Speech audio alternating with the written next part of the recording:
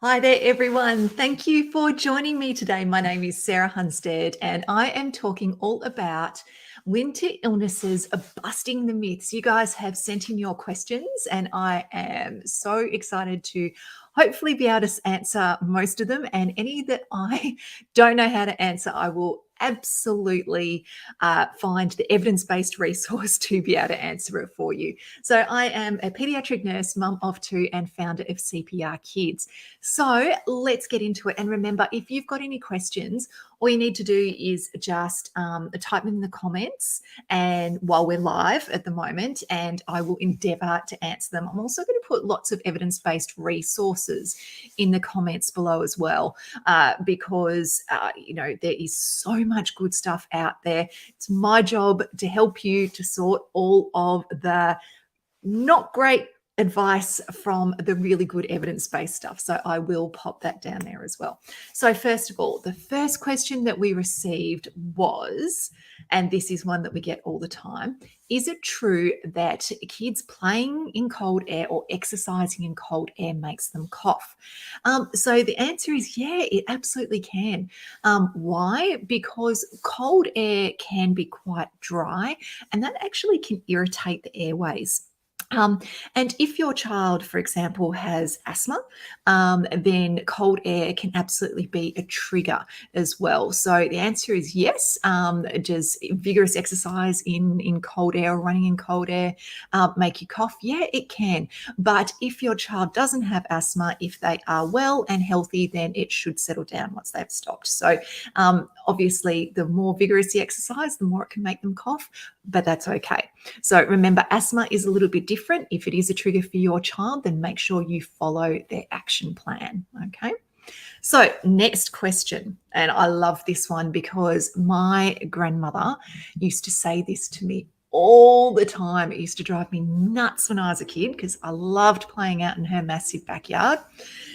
If your child gets wet outside, for example, if it is raining or if they go outside with wet hair, and I can still hear my grandmother in my ear just going, "Don't go outside. We've just washed your hair. Your hair's wet. You're going to catch a cold," in a very thick Dutch accent, though. So if you do send your kid outside with wet hair, if they do get wet outside, are they going to catch a cold? Well, the good news is is it good news? Probably isn't good news. But you have to have a virus or a bacterial infection to get sick. Okay. So being cold doesn't make you get sick. Okay. There is some evidence to say the extremes of that, absolutely. But I'm here in Australia. That's not something generally in the cities that we are exposed to. Obviously different if you are stuck outside in the snow and things like that. I'm not talking about that. I'm talking about the general Australian winter where it might, we're talking might get down to like 8 or 9, 10, something like that. But the answer is no. You have to be exposed to a virus or bacteria to actually get sick. Why do we think that going out or, in winter and so on, that you get colds? Grandmother was right for some things that we do get sicker in winter. We do tend to get more colds and things like that. Why? We're inside a lot more together. We've, everything shut up in the house. We've got the heating going. We've got all that kind of stuff, and we share our germs more easily. So that's one of the reasons why. Is it simply from going outside when you've just washed your hair? No, it's not. Okay, so we busted that myth. All right. So what is another question we've got? I'm just reading off my list here. Okay, let's go. All right. So why do coughs linger for so long in kids? Well, according to the Royal Children's Hospital in Melbourne, in their coughs fact sheet, which I will actually post in the comments below as well, absolutely, coughs can linger for weeks, even when your child is now well. So often it's called a post-viral cough, And this is not a reason to exclude your child from daycare or school. If they are over their initial viral illness and they are otherwise well, they've just got this lingering cough, they are okay to go to school. But if they are still unwell, if the cough is lingering for more than 3 weeks, if you are worried about your child, please go back and see your GP. Really, really important. Okay.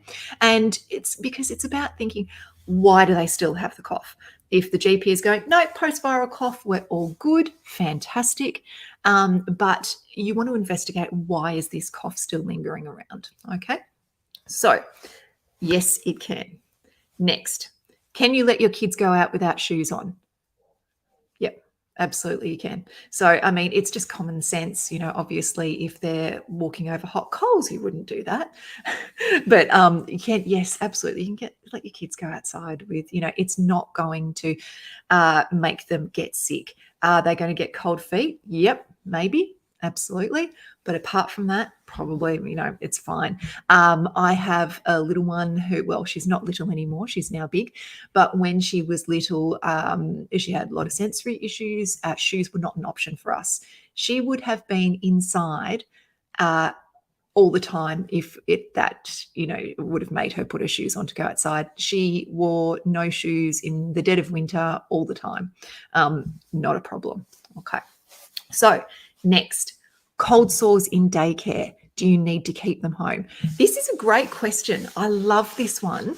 And I had to do a little bit of digging to find the answer to this, because there's quite a few ambiguous resources out on Google, because I always Google things first because I want to see what comes up first if you guys are out there Googling. So I did, and there's a lot of ambiguous resources. So I went straight for the evidence-based stuff. Now, when it comes to cold sores, so we're talking about, preschool and school-age children here. If your baby has a cold sore, particularly if they're a young baby, you need to seek immediate medical help, or if they've been in contact. So newborns, especially if they've been in contact with somebody who has a cold sore. For example, auntie's come round, given them a kiss, she's got a cold sore, and Bubby's young, then seek medical help, okay, because they can get very, very sick from the cold sore virus. But right now, I'm talking about, the preschool, school-age kids, if they have got a cold sore. Now, if they have good hand hygiene, so that they know, wash their hands, if they're not constantly picking at it, if it is nice and crusted over, they can go to daycare. Ideally, if you put one of those patches over the top, so it's got a dressing over the top to protect it, so it's not exposed, good. But if they are constantly touching and picking at it, if it is weeping, for example, if it is overly large, if they are unwell with it, they need to be kept home. Okay, so there is some good resources on that on the Victorian Government's Better Health channel. So I'll pop a resource for cold sores in kids down in the comments as well. Okay, so croup is the next one. So the question, we've had quite a few questions on croup, so I might just lump them all in together. First of all, steps to help a baby with a croup. Is a humidifier recommended? What should I do if my child has croup? So the big myth around that one is the humidifier or putting them in the steamy bathroom. So first of all, let's go into what croup actually is. So croup is caused by a group of viruses or a virus. There's a few different ones. And what it does is it causes cold symptoms. So they might have that runny nose, they may have a fever, but it also causes swelling of the upper airway. And you might know, if you've heard it, that barking cough that kids with croup can get. They sound like a seal, that ooh, ooh. And we've got a really good Instagram video up at the moment of a croupy cough. Casey, who's the CPR Kids digital manager, her little one had croup recently. And so it's a really good example of that barking cough. They can also make a noise called a stridor, which is this kind of noise. It's different to a wheeze, but at the end of the day, you don't need to differentiate. It's just noisy breathing that sounds different to normal. And so it's caused by all of this swelling up here to the upper airway. So croup itself, it's not affecting the lungs down here. It's the upper airway part that it's affecting.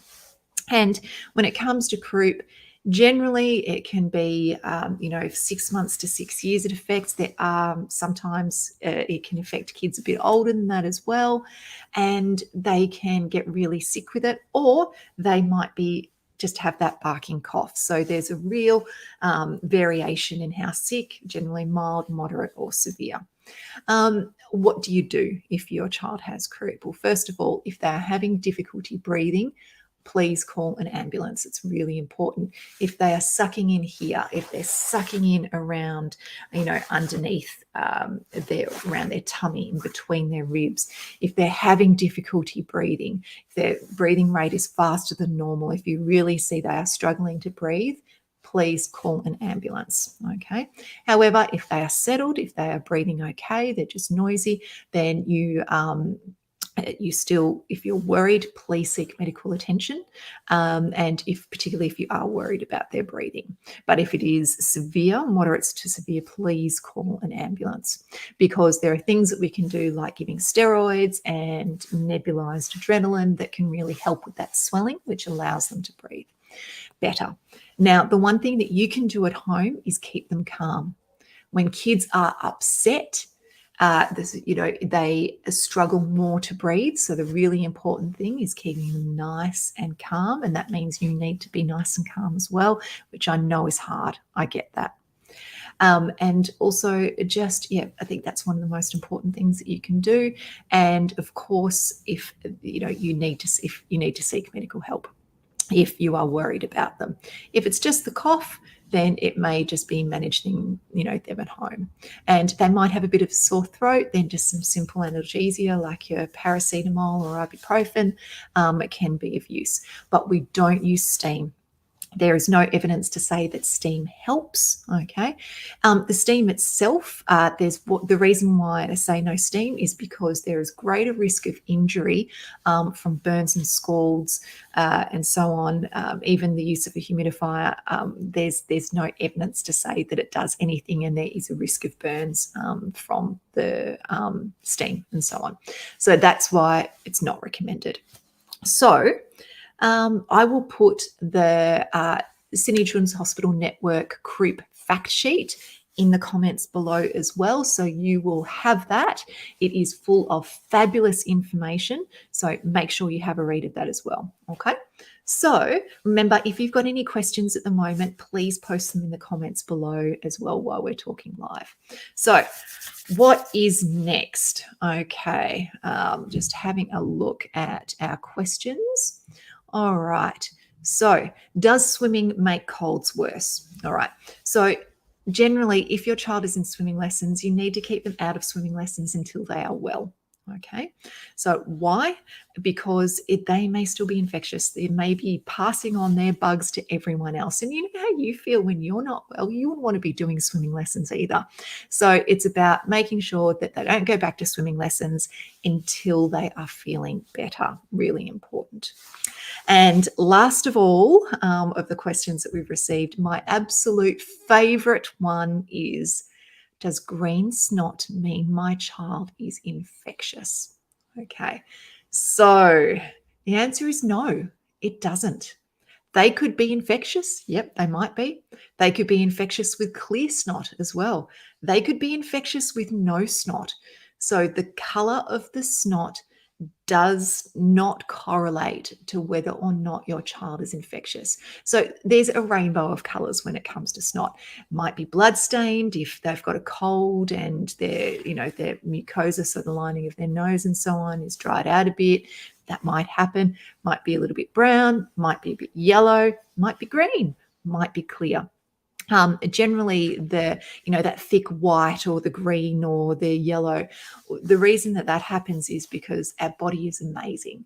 When we have this immune response to try and kill that virus or bacteria that's causing, their cold or their illness, we've got these amazing cells that come along and they munch up all the viral or bacterial bodies, and they munch them all up. And then basically what this color is all of those viral or bacterial, cells and bodies that are just being put out with the trash. And so that's why we get the colors. So really, you may have a child who has a green runny nose. You might find that it's worse in the morning, and then they have a clear runny nose overnight, because when it's taken up, clear runny nose for the rest of the day. Because what can happen is when it builds up, when they haven't been blowing their nose for a while, then that certainly can be, more coloured as well. So it doesn't correlate. It's not an indication as to whether your child need antibiotics. And so therefore it's about looking at your child and seeking help, medical help, if you are worried about them or concerned, rather than just going by the colour of their snot. So we have got some questions coming through. First of all, on Instagram, Nessie has said, thanks for the info on croup. If the child has a croup cough but not showing any signs of respiratory distress, is it okay to monitor them at home? Is it possible for the croup to pass without respiratory distress? Yes, absolutely it is. My youngest has had croup. I've lost count. It'd have to be 15 times at least over the years. And she would have times where she would sometimes get very sick, where we did need to seek urgent medical help. And she would have other times where she was not in respiratory distress, and she would just have a bit of a barky cough, bit of a croaky voice, and that was it. And absolutely, you can just monitor them at home. And if they continue to be okay, then just let the virus run its course. All of that is in the fact sheet as well that I'll pop into the comments below. But yes, absolutely. If they are otherwise looking great, you are not worried about their respiratory status, then absolutely you can monitor them at home. Okay, now Dimmy has asked a question on Facebook, and that is, what is a low fever and what is a high fever? So this is a great question, and we do have lots of videos on actually on our YouTube channel, on Facebook, and so on, that really take a deep dive into fever, because it's something that is deserved of its own live video as well. But I'll give you just a bit of a gist about this. So generally, a fever is the body temperature measured at 38 degrees or higher. Okay, what do we normally sit at? 36.5 to 37.5, somewhere around there. We all have our kind of range of normal, and it can fluctuate as well. Now, fever is not a bad thing. Fever is a good thing, believe it or not. So what a fever is basically the body gets invaded by a virus or bacteria. The body then goes, whoa, hang on. We don't want to get sick. We don't want this virus or bacteria in here. What we are going to do is that we are going to launch our immune response. And one of the things that it does to fight off this virus or bacteria is that it lifts the body temperature. It is controlled by the brain. It's on purpose. So the body is heating itself up deliberately to try and kill this virus or bacteria.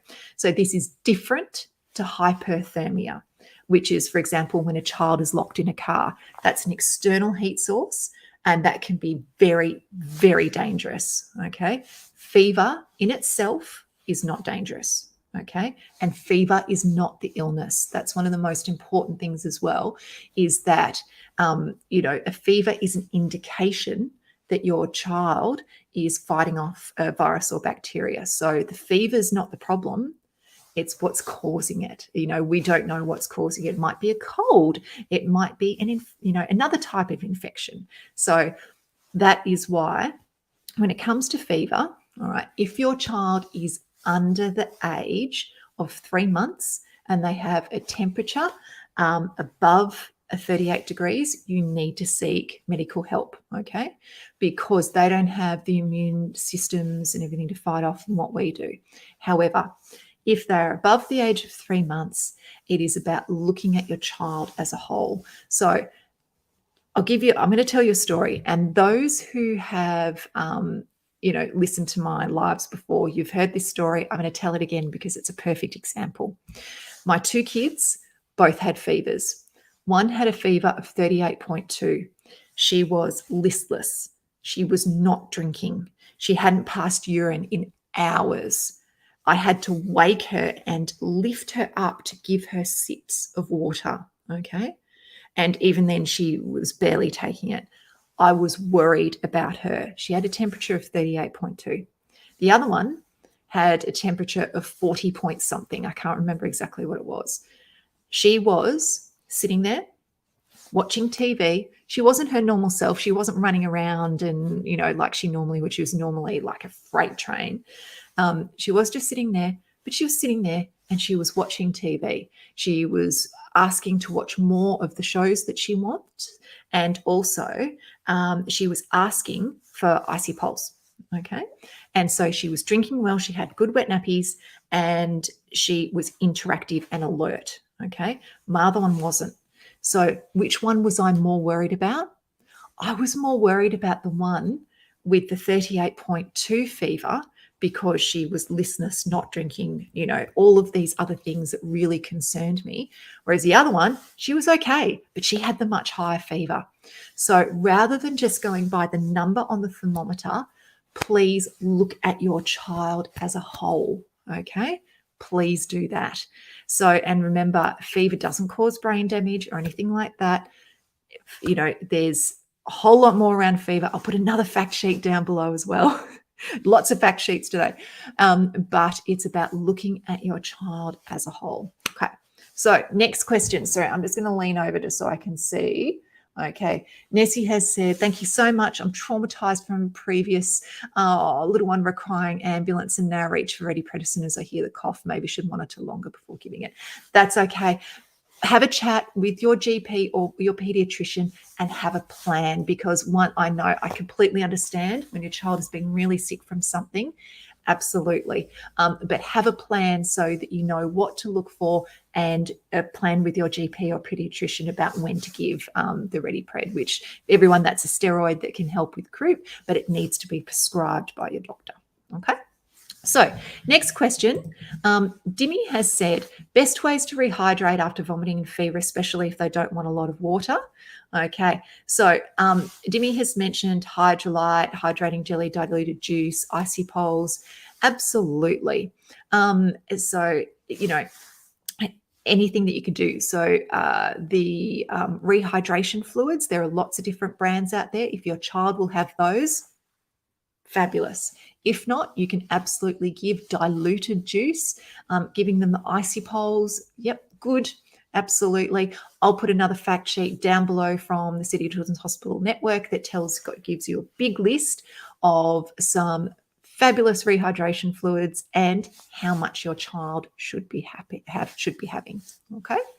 So, water is, it's better to give the other stuff. Obviously, if they'll take water, great, but giving them the electrolytes and the sugars that they need to replace from vomiting is really important. Okay. So, and next we've got, is it okay for kids to go to childcare as long as the temperature is under 38, they're in good spirits? Yep, absolutely. But as long as they don't have other symptoms as well. So if they've got snot pouring out of their nose, their eyes are red, they're coughing, they're complaining of a sore throat, then, they need to be home, okay? But if they have moved past that, they're looking well, they're running around, they don't have a fever, they've got that residual runny nose, that's fine. And also there are lots of causes of runny noses as well, not necessarily infection. There may be allergies and things like that. If you are in doubt, then go see your GP, okay? Really important. So, now, let me see. Are there any more questions? I'm just reaching over and scrolling as we go through. I hope that's been helpful. Remember, that's a kind of, just a really superficial look at answering some of your questions. Remember, please seek medical advice from your GP or your pediatrician that is specific to you. Everything that I've talked about, all of the fact sheets, I will pop in the comments below as well, because, it's all, evidence-based. really, really important that we really do seek medical help if we are concerned about our kids. Really, really important. Okay. So I will sign off now. Thank you for joining. And please just DM CPR Kids if there is a live that you would like us to do, because we love doing this, bringing good evidence-based information. Please DM us so that we can bring you alive on a subject that you would like to hear about. So thanks so much, everyone. I will see you soon. Okay, bye.